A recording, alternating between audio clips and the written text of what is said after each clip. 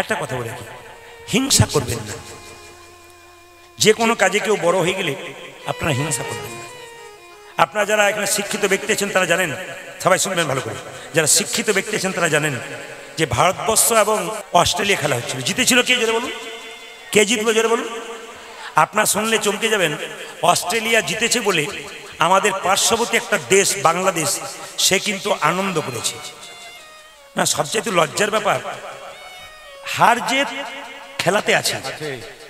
আমরা ভারতবর্ষের প্লেয়াররা আমাদের দেখবেন তারা কিন্তু দুবার বিশ্বকাপ পেয়েছিল, দুবার পেয়েছিল, আর বারে বারে তারা ফাইনালে গেছে। হার জিত কারো আছে, তোমরা তো তাও যেতে পারো না। যারা নাচানাচি করছে তারা তো ফাইনালে যেতে পারে না, জিতবে কোথায়? তো এটা নিয়ে বারবার নিবেদন রাখবো যে কোনো দেশের প্লেয়ারকে সম্মান দিন। খেলাতে হার জিত আছে, সবার জীবনে একদিন হতে পারে। এই জন্য বারবার নিবেদন রাখলাম প্রত্যেকটা দেশের প্রত্যেকটা প্লেয়ারের কাছে আমার এটা নিবেদন রইল, হিংসা নয়, ভালোবাসতে চেষ্টা করুন, সম্মান দিতে চেষ্টা করুন, দেখবেন কত ভালো হবে। দেখুন বাংলাদেশের মানুষকে আমাদের ভারতবর্ষ থেকে একটা বাংলাদেশের বাচ্চা সেই সময় খুব অসুস্থ হয়েছিল, আপনার খবর পেয়েছেন। সেই সময় দেখবেন মৃত্যুর সঙ্গে বাচ্চাটা লড়াই করছিল, বাচ্চা মেয়েটা। সেই সময় ভারতবর্ষের মানুষ হেলিকপ্টারে গিয়ে সেখানে ওষুধ দিয়ে এসেছে, বাচ্চাটা বেঁচে গেছে। তাহলে সেই বাংলাদেশকে দেখিয়ে দিয়েছে দেখো আমরা কেমন আছি। বাংলাদেশে সবাই নয়, কিন্তু কিছু কিছু প্লেয়ার, কিছু কিছু লোক খুব উন্মত্ত নিচে ছিল। কিন্তু না, এগুলো করবেন না, কোনো দেশই করবেন না। সব দেশের প্লেয়ারকে আমি সম্মান জানাই, কিন্তু হিংসা নয়, বিবাদ নয়, সবাই সবাইকে সম্মান করুন। নিতাই গৌর হরি হরি। আগে জীব সেবা, তারপর শিব সেবা। সমস্ত ব্যক্তির কাছে আমার নিবেদন, এতক্ষণ দাঁড়িয়ে বসে যারা কীর্তন শুনলেন, আমার ডান দিকে এত বয়স্ক বাবারা আছেন, মায়েরা আছেন, বাচ্চা ছেলেরা আছে, সামনে অগণিত ভক্তের সম্ভার আছে। বহু দূরে দূরে অনেক ভক্ত চেয়ারে বসে আছেন, অনেক দূরে অনেক ঋত্বিক বসে আছেন, বাঁ দিকে বহু ভাইরা বসে আছেন। কীর্তন যদি সমাজ পরিবর্তন হয়, কীর্তন যদি কীর্তন যদি মানুষের মানসিক পরিবর্তন হয়, তবে আপনাদের একটা কথা বলবো, কৃষ্ণকে পুজো করবেন কি না করবেন সেটা আপনার ব্যাপার, মা দুর্গাকে পুজো দেবেন কি না দেবেন সেটা আপনার ব্যাপার। কিন্তু ঘরে যে দুটো জীবন্ত দেবদেবী আছে, আগে তাদের দিন। যদি ওদের দুজনকে না দিন, আপনি যতই পুজো করুন আপনার পুজোর কোনো ফল হবে না। এইদিকে তাকাবেন, দেখবেন শ্রাবণ মাসে ছেলেরা বাঁক কাঁধে নিয়ে 10 কিলোমিটার দূরে শিবের মন্দিরে শিবলিঙ্গে জল ঢালতে যাচ্ছে। ভালো, এটা খুশির খবর। হিন্দু সনাতন ধর্মের ছেলেমেয়েরা এখন যে রাস্তায় বাঁক কাঁধে নিয়ে কষ্ট করে শিব মন্দিরে যাচ্ছে, খুব খুশির খবর, আমি সমর্থন করি মনে প্রাণে। কিন্তু আমি প্রশ্ন করতে চাই, এদিকে আমি প্রশ্ন করতে চাই ওই সব ছেলে মেয়েকে, বাবার শিবলিঙ্গে জল ঢালছো, তোমার জীবন্ত বাবা গরমে এসে ঘরে বসেছে, তাকে এক গ্লাস ঠান্ডা জল দিয়েছ তো? ঠাকুর কিন্তু ওই কথা বলেছেন, বাবা মাকে যে ভালোবাসতে পারে, শ্রদ্ধা করতে পারে, তার জীবনে কিন্তু কোনো অভাব থাকবে না, ঠাকুর বলেছেন।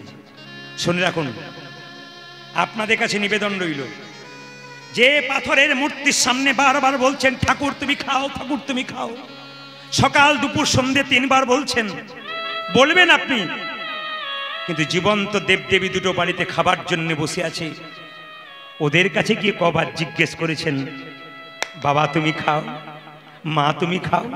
কবার জিজ্ঞেস করেছেন? এইটাই তো আসল ধর্ম। আগে তোমার মা বাবাকে জিজ্ঞেস করো কবার খেয়েছে, তারপর তুমি দেবতার কাছে যাবে। মায়েরা, দুর্গার অষ্টমী পুজোর দিনে আপনারা সব মা দুর্গাকে পুষ্পাঞ্জলি দিতে যান, নতুন কাপড় পরে। নিজের মা বাবা যদি খাবার জন্য ঘরে কাঁদে, আর তুমি দুর্গার অষ্টমীতে মা দুর্গাকে তুমি পুষ্পাঞ্জলি দিয়ে যাও, মা দুর্গা যেন বলতে চাই, মাটির প্রতিমা পুজিস রে তুই, আগে ঘরের মা বাবাকে পুজো কর। আমাকে পুজো করে লাভ আছে তখন যদি তুই নিজের জীবন্ত বাবা মাকে পুজো দিতে পারিস। ও মায়েরা, বাবা যখন বেঁচে রইল, ছেলেকে বলল 2টো রসগোল্লা এনে দে খাবো, ছেলের সময় হলো না। বাবা যখন মরে গেল, 2000 লোককে নিমন্ত্রণ করে 4টে করে রসগোল্লা খাওয়ালো। এতে কি বাবা খুশি হলো? বাবা ওপর থেকে বলতে লাগলো, হ্যাঁ রে খোকা, আমি যখন চাইলাম তখন দিলি না, লোককে খাওয়ালি, আমায় তুই খাওয়াতে পারলি না। আপনাদের কাছে নিবেদন রইল বাবা, মা বাবার মতো আপন পৃথিবীতে কেউ নাই। সবার কাছে নিবেদন রইল, একটা মায়ের পেটে যখন বাচ্চা থাকে 10 মাস 10 দিন মা গর্ভে ধারণ করে, সেই ছেলে যখন বড় হয়ে কোনো বড় বাজারে কলকাতায় ফ্ল্যাট কেনে, শ্বশুর শাশুড়ি আত্মীয় স্বজনের জায়গা হয়, কিন্তু বাবা মায়ের জায়গা হয় না। কি লাভ আছে কীর্তন শুনে যদি আসল জায়গাটা আপনি দুর্বল করে দিলেন? আমি আপনাদের কাছে নিবেদন রাখবো, যদি কম বয়সে পরিশ্রম করে কোনো বৃদ্ধাকে আপনি অপমান করছেন, আপনি তৈরি হয়ে থাকুন, আপনার ছেলে যখন বড় হবে আপনাকে অপমান করে ঘাত ধরে ঘর থেকে বের করবে, সেই দিনে বুঝবেন আপনি ফল কি পাচ্ছেন। কাঁদালে কাঁদিতে হয়, এ কথাটা মিথ্যে নয়। যে যেমন কর্ম করে মা, তার কর্ম অনুযায়ী ফল হয়। এই জন্য কাউকে কাঁদাবেন না, কাউকে কাঁদালে আপনাকেও কাঁদতে হবে। মায়ের মতো আপন কেউ হয় না।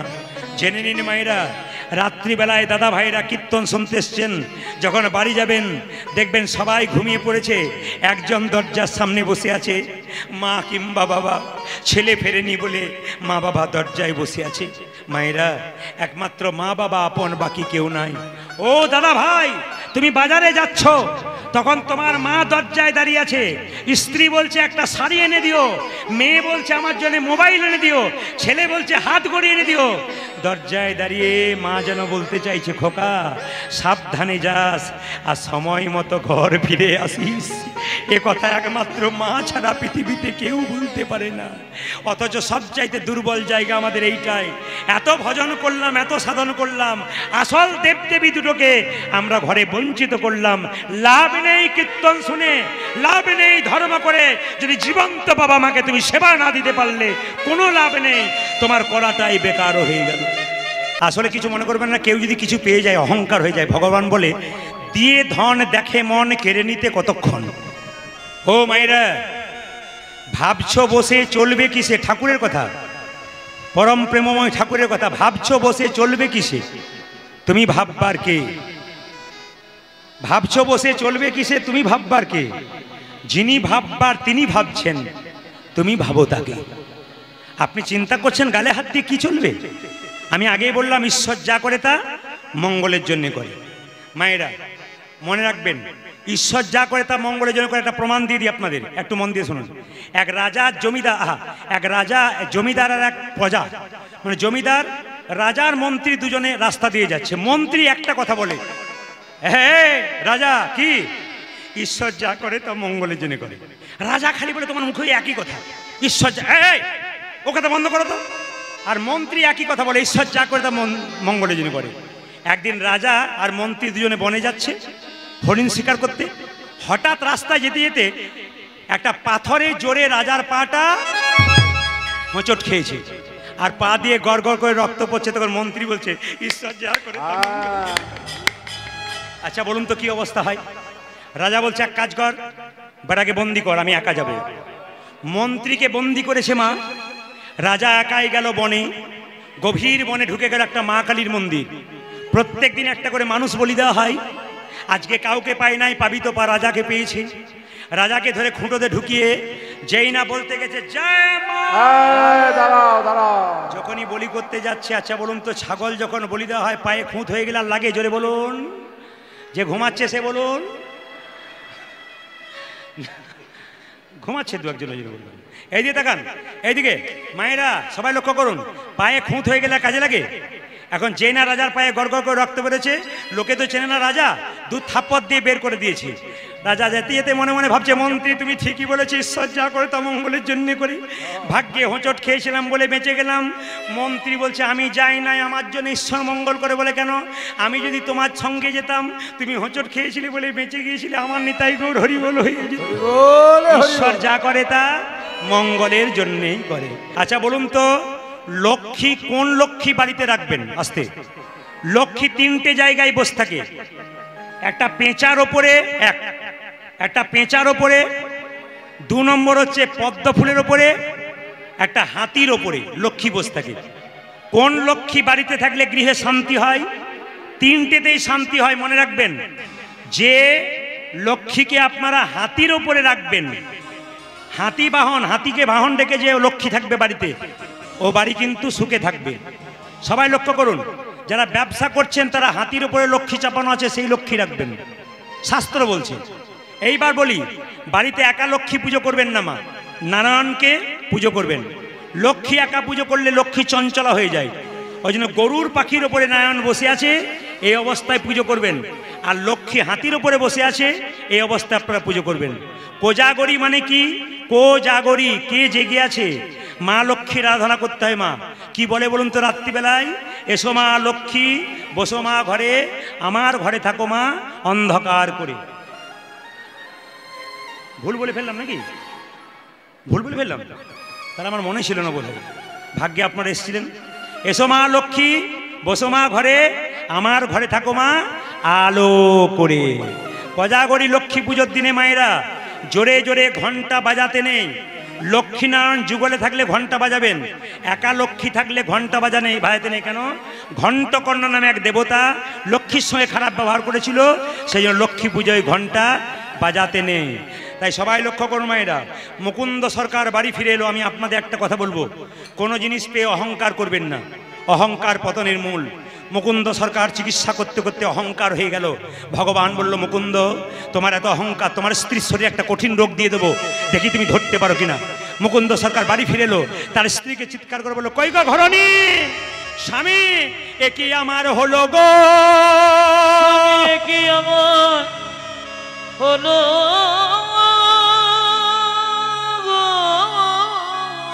আমার সর্বাঙ্গ যেন জ্বলে যায়, সর্বাঙ্গ কেন জ্বলে যায়, আমার সর্বাঙ্গ কেন জ্বলে যায়, এ কি আমার হলো হলো গো। তখনও মুকুন্দ সরকারের অহংকার, কি হয়েছে তোমার? স্বামী যেদিন থেকে তুমি নবাবের সঙ্গে গেছো, আমার চোখ জ্বালা করে, পা জ্বালা করে, গা জ্বালা করে, কেন আমার এমন হয়? মুকুন্দ সরকার মনে মনে ভাবছে, আমি সারা বাংলার চিকিৎসা করি আর তোমার রোগ ভালো করতে পারবো না। দেখি দেখি দেখি দেখি দেখি তুমি হাঁ করো তো, তোমার জিভটা দেখি, জিভটা দেখালো। দেখি তোমার চোখ দেখি, চোখ দেখালো। দেখি তোমার হাত দেখি, হাত দেখালো। দেখি তোমার পায়ের তলগুলো দেখি, পায়ের তলগুলো দেখালো। রোগ ধরতে পারলো না। রাত্রিবেলায় মুকুন্দ সরকার মহাপ্রভুর মন্দিরে গিয়ে কেঁদে কেঁদে বলল, প্রভু বলে দা, প্রভু আমার বলে দাও। আমি সারা বাংলার চিকিৎসা করি, আমার স্ত্রী রোগ ধরতে পারছি না কেন? রাত্রিবেলায় মহাপ্রভু আকাশবাণী করে বললেন, মুকুন্দ আমি যা ভেবেছিলাম তাই হয়েছে। সারা বাংলার চিকিৎসা করতে করতে তোমার ভেতরে অহংকার হয়ে গেছে। মুকুন্দ সরকার কেঁদে কেঁদে বলল, প্রভু আমি ক্ষুদ্র জীব, কখন আমার অহংকার হয় আমি জানি না। সত্যি যদি অহংকার হয়েছে আমার পতন ঘটাও। মহাপ্রভু কি করলো মা? চিবানো পান তাকে দিল, তোমার স্ত্রীকে দিয়ে দাও, দেখবে তোমার স্ত্রীর রোগ ভালো হয়ে যাবে। মায়েরা যারা পান খান হাত তুলবার দরকার নেই, পান যারা খায় তারা অমৃত খায়। প্রশ্ন করবেন অমৃত কেন? সমুদ্র মন্থনের সময় মা সমুদ্র থেকে যখন অমৃত উঠেছিল, লক্ষ্য সমুদ্র থেকে যখন অমৃত উঠেছিল তখন দেখবেন মায়েরা দেবতা অসুরদের মধ্যে মারামারি চলছিল অমৃত নিয়ে। এক ফোঁটা অমৃত মাটিতে পড়েছিল, তার থেকে পান গাছের জন্ম হয়েছিল। মায়েরা যে শুধু পান খায় তার উপকার হয়, আর পানের সঙ্গে যদি আপনি মশলা খান তাহলে দাঁতগুলো আপনার ওই কি ফল বললাম, তরমুজের বীজের মতো হয়ে যায়। ওই জন্য আপনাদেরকে বলে রাখি, মশলাযুক্ত পান নয়। মহাপ্রভু সন্ন্যাসের আগে পর্যন্ত পান খেয়েছে, সন্ন্যাসের পরে পান খায় নাই। ও মায়েরা যাদের বিয়ে হয়েছে তারা উত্তর দেবেন।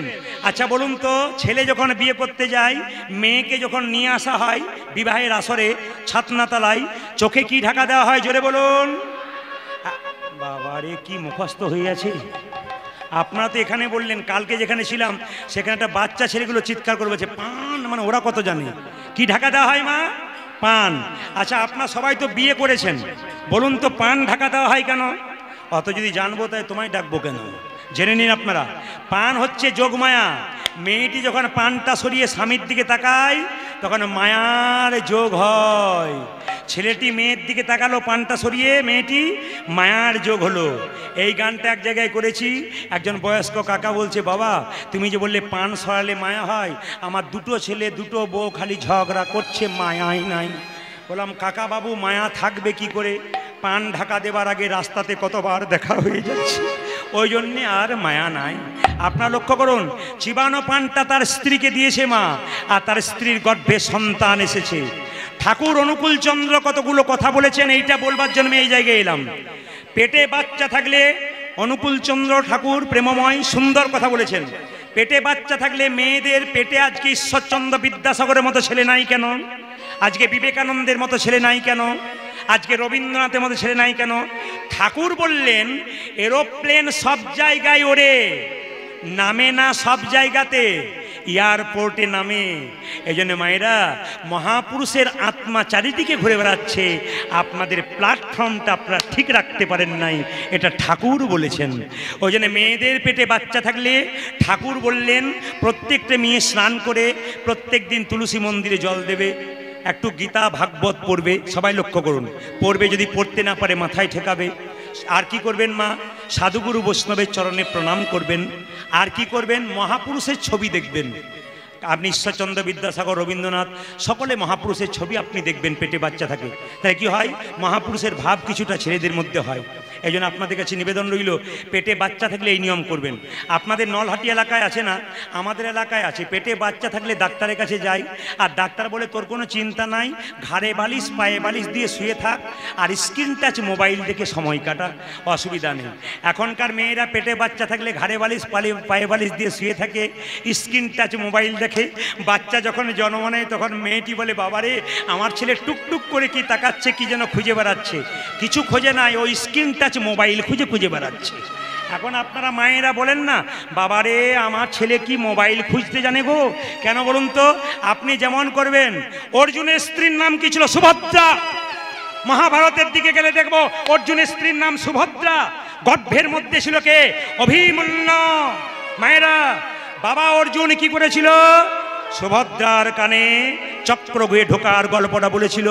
মা জেগেছিল, বাচ্চা জেগেছিল, চক্রগুয়ে ঢোকার কথা শুনেছিল, বেরোবার কথা বলতে গেছে, মা ঘুমিয়ে গেছে, মায়ের জন্য সন্তান নিতাই গৌর হরিবোল হয়ে গেছে।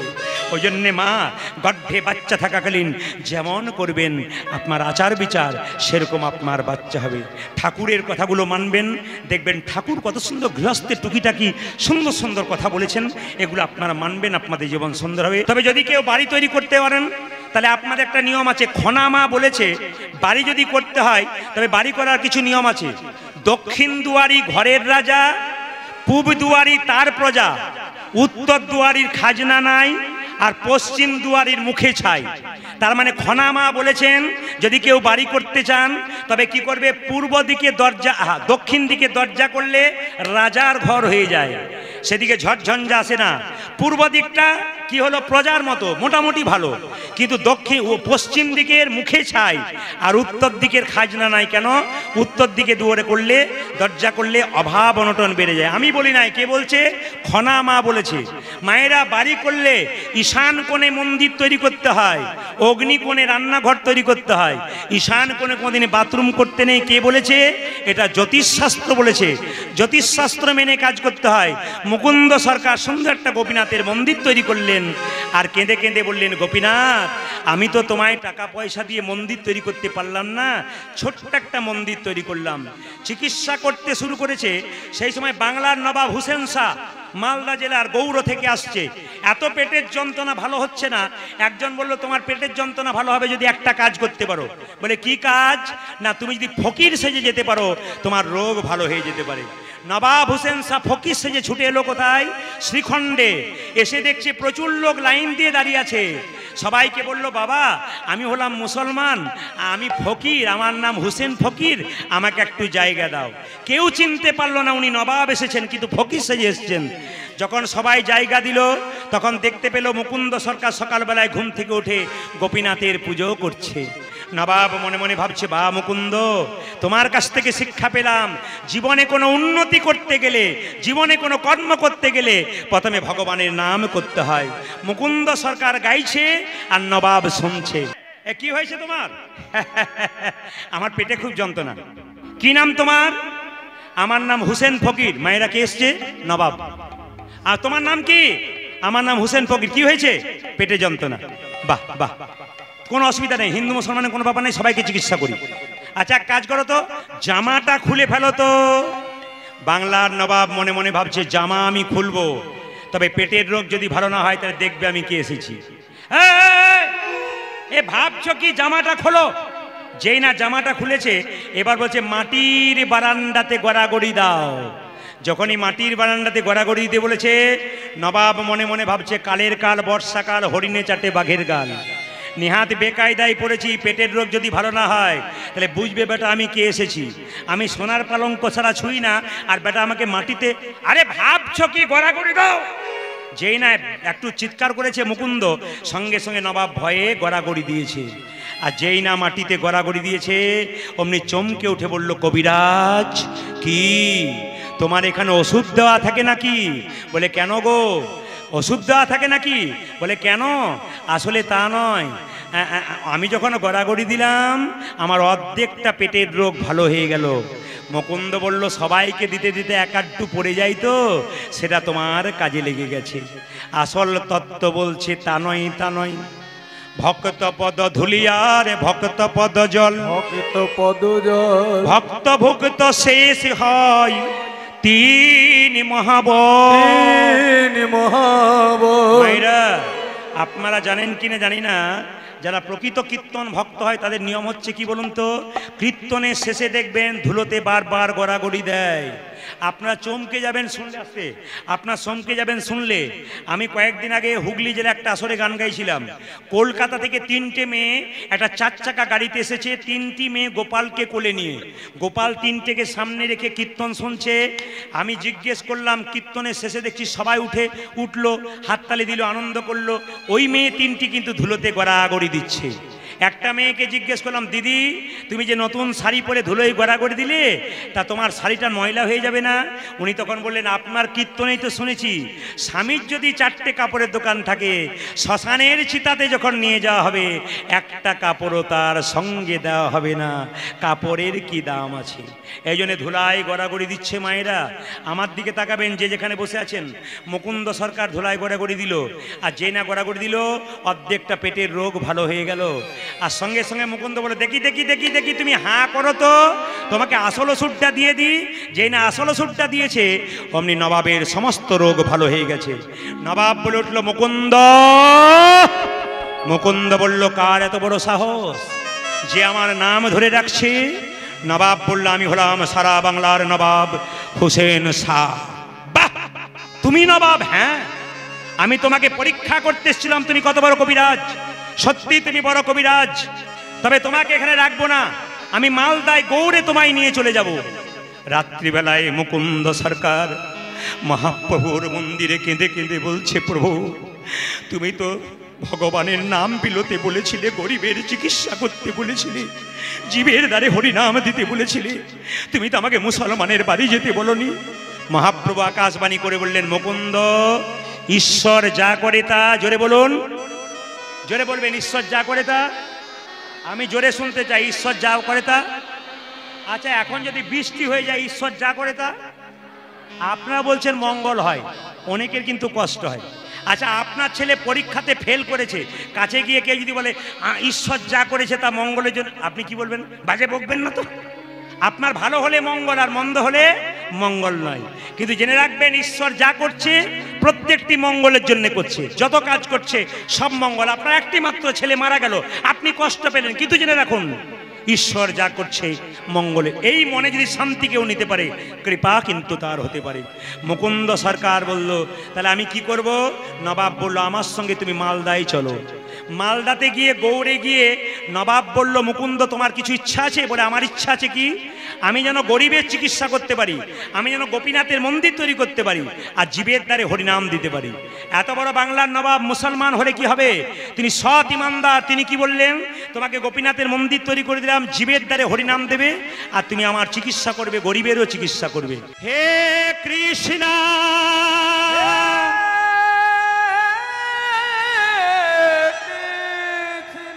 করুণা তুমি করুণা করুণা করো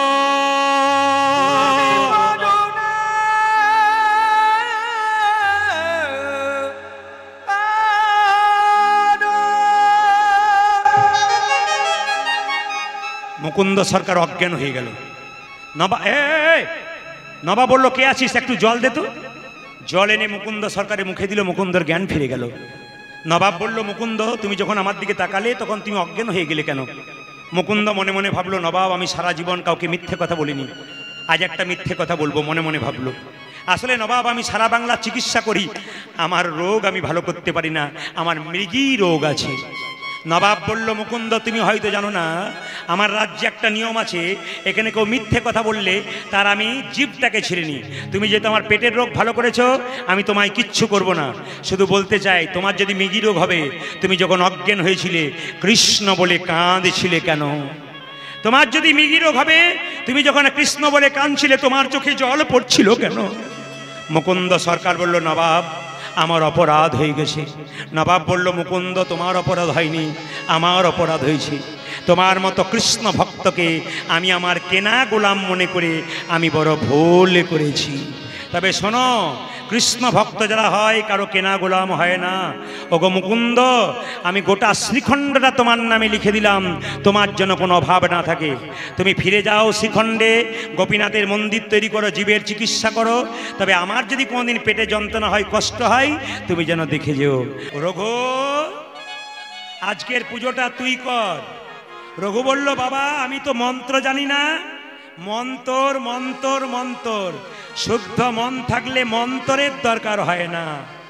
ছেলের বাবা ওই গরিব ছেলেকে, বাবাকে চিকিৎসা করতে গেল, 5 বছর বয়সে রঘুনন্দন গোপীনাথকে নাড়ু খাচ্ছে। সবাই করো জোরে বসুন, মাথায় কাপড় দিয়ে দর্শন করুন।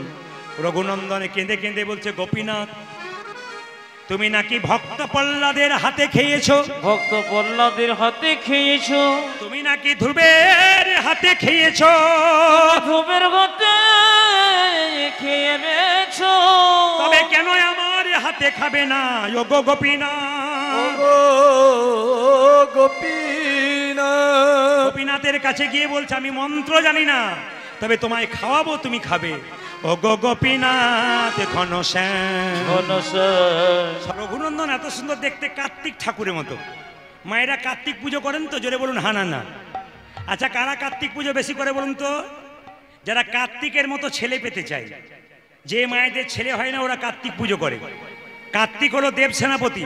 আপনারা বলতে পারবেন মা, কার্তিক পুজোর বিধিতে আপনারা বলুন, কার্তিক বড় না গণেশ বড়? জোরে বলবেন আপনারা, দেখি কেমন আপনারা শোনেন। কে বড়? গণেশ। তাহলে কার্তিক হবে, দুটোর মধ্যে একটা কিছু হবে। কে বড়? কার্তিক বড়, গণেশ ছোট। কার্তিক হলো দেব সেনাপতি। মায়েরা কার্তিকের পুজো করে, কার্তিকের কাছে আহ্বান করে, তোমার মতো বীর্যবান শক্তিবান পুত্রের আমার দরকার। ওই জন্য মায়েরা কার্তিক পুজো করে। কার্তিক পুজোতে কোন ফুল পছন্দ করে? কার্তিক করবী ফুল পছন্দ করে মায়েরা। কার্তিক হলো দেব সেনাপতি, দেবতাদেরকে অনেক বিপদ থেকে বাঁচিয়েছিলেন, তিনি দেবতাদের সেনাপতি। তাই কার্তিক পুজো আপনারা করবেন। একটা একটা করে ধর্মের কথাগুলোকে ছোট ছোট বলে গেলাম। ছোট্ট রঘুনন্দন, ও গোপীনাথকে বলছে, গোপীনাথ তুমি নাড়ু খাচ্ছ না কেন? বুঝতে পারছি। বলে, কেন? বাবা তোমাকে চন্দন দেয়, কিন্তু চন্দন কেনার পয়সায় আমার নাই। তবে যদি চন্দন কেনারে পয়সা কারো না থাকে, তবে ভক্তি চন্দন গোবিন্দের চরণে দাও, গোবিন্দের চরণে দাও। গঙ্গা জল যদি কারো কাছে না থাকে, নয়নের জল দাও, নয়নের জলে দাও। তুলসী পত্র পত্র যদি কারো কাছে না থাকে নইব থাকে তবে মন তুলসী গোবিন্দের চরণে দাও। চরণে দাও। ওগো গোপীনাথ, তোমাকে আমি মন তুলসী দেবো, ভক্তি চন্দন দেবো, সবাই দর্শন করবেন। যেই না গোপীনাথ নাড়ু খাচ্ছে না, ছোট্ট রঘুনন্দন বলছে তুমি নাড়ু খাবে না, তাও তোমাকে দেখাচ্ছি মজা। তোমার পাথরে পায়ে আমি মাথা ঠুকবো। গোপীনাথ, গোপীনাথ, গোপীনাথ। রক্ত আর চোখের জলে মন্দির ভেসে যাচ্ছে। পাথরের গোপীনাথ বলছে রঘুরে, পত্রং পুষ্পং ফলং তয়ং যৌমে ভক্ত প্রযচ্ছতি তধাম পরিহিতমস্মানি প্রতাত্মম। ওরে শোন রঘু, কেউ যদি ফুল না পেয়ে পাতা দেয় আমি তাই গ্রহণ করি, পাতা না পেয়ে যদি জল দেয় আমি তাই গ্রহণ করি। তুই রক্ত আর চোখের জলে আমার চরণে ভিজিয়ে দিয়েছিস, আমি কি তোর হাতে নাড়ু না খেয়ে থাকতে পারি? পাথরের গোপীনাথ হাত বাড়িয়ে বলল, রঘুনন্দন নাড়ু দে রঘুনন্দন নাড়ু দে দে রে। রঘুনন্দন নাড়ু দে ও রঘুনন্দন নাড়ু দে রে। গোপীনাথ নাড়ু খাও, গোপীনাথ নাড়ু খাবো। গোপীনাথ নাড়ু খাও। গোপীনাথ নাড়ু এই যে, খাও। পাথরের গোপীনাথ সব নাড়ু খেয়ে নিচ্ছে। রঘু বলছে, হ্যাঁ গো গোপীনাথ, তুমি তো এত নাড়ু খাও না? সঙ্গে সঙ্গে গোপীনাথ বলছে, রঘু সবাই আমায় ডাকে রে রঘু, তোর মতো এমন করে চোখের জলে ভেসে কেউ ডাকে আমায় চোখের জলে ভেসে কেউ ডাকে না। চোখের জলে ভেসে কেউ ডাকে না। এমন চোখের জলে ভেসে কেউ ডাকে ও যে মন্তে তন্তে সবাই ডাকে, চোখের জলে ভেসে কেউ ডাকে। আমায় মন্ত্রে তন্ত্রে সবাই আজ চোখের জলে ভেসে কেউ ডাকে না। উদানে মন্ত্রে তন্ত্রে সবাই আমার ডাকে। চোখের জলে ভেসে কেউ ডাকে না। উদানে মন্ত্রে তন্ত্রে সবাই আমায় ডাকে। চোখের জলে ভেসে কেউ ডাকে না। চোখের জলে ভেসে কেউ কেউ। ডাকে না। তবে আজকে আপনারা যেভাবে এটে সেটে বসছেন, তাতে আমি সিদ্ধান্ত নিয়েছি 3টে পর্যন্ত কীর্তন করব। রাজি আছেন? 3টে মানে ভোর 3টে বলি নাই, 3 ঘন্টার কথা বলেছি। ঘড়ির দিকে তাকান, কখন পেরিয়ে গেছে। মায়েরা, যেই না গোপীনাথকে নাড়ু খাওয়াচ্ছে, তার বাবা দরজায় এসে দাঁড়িয়ে দরজাটা খুলেছে আর দেখলো অর্ধেকটা পাথরের নাড়ু হয়ে গেছে। ও মায়েরা, বাবা বলল, হ্যাঁ রে রঘু, আমি দেখছি গোপীনাথের হাতে অর্ধেকটা পাথরের নাড়ু। রঘু বলল, বাবা আমি তো দেখছি আসল নাড়ু। বলছে, তুই আমাকে দেখাতে পারবি এটা কেন হলো? আকাশবাণী করে পাথরের গোপীনাথ বলছে, রঘুরে, মানুষের যখন জন্ম হয় তখন দুটো চোখ হয়, ডান চোখ আর বাম চোখ। গুরু কৃপার বস্তু সাধন ভজন করে আর একটা চোখ হয় জ্ঞান চক্ষু। তোর যে জ্ঞান চক্ষুর উদয় হয়েছে, তোর বাবার এখনো হয় নাই। তুই তোর হাতটা তোর বাবার মাথায় দে, দেখবি, দেখতে পাবে আমি নাড়ু খাচ্ছি। মায়েরা, আপনার সব জায়গায় জানেন যে পিতার পুণ্যে পুত্রের উদয় হয়। আজকে প্রমাণ দিয়ে দিল, পুত্রের পুণ্যে পিতার উদয় হয়। এখন যদি আপনারা গোপীনাথের মন্দিরে যান, তবে দেখতে পাবেন কি, অদ্যপি খণ্ডপুরে অর্ধনাড়ু আছে বলে। ওই অতপে খণ্ডপুরে অধনারু আছে বলে। অদ্যপি খণ্ডপুরে অর্ধনাড়ু আছে করে। অদ্যপে খণ্ড পড়ে যতনালো আছে করে। দেখে যত ভক্তগণ জনে জনে, আজ দেখি যত ভক্তগণ জনে জনে। দেখে যত ভক্তগণ জনে জনে। আজ দেখে যত ভক্তগণ জনে আজ জনে। ব্রজের মদন যেই শিরগুনন্দন সে, ওই ব্রজের মদন যে শিরগুনন্দন সে। ব্রজের মদন যেই শিরগুনন্দন সে, আজ ব্রজের মদন সে চিরগুণনন আজ সে। উদ্ধব দাসরস ধনে ধনে, উদ্ধব দাসর সভনে ভনে। উদ্ধব দাসরস ধনে ধনে। আজ উদ্ধব দাসরস ভনে ভনে। আজ বিরহ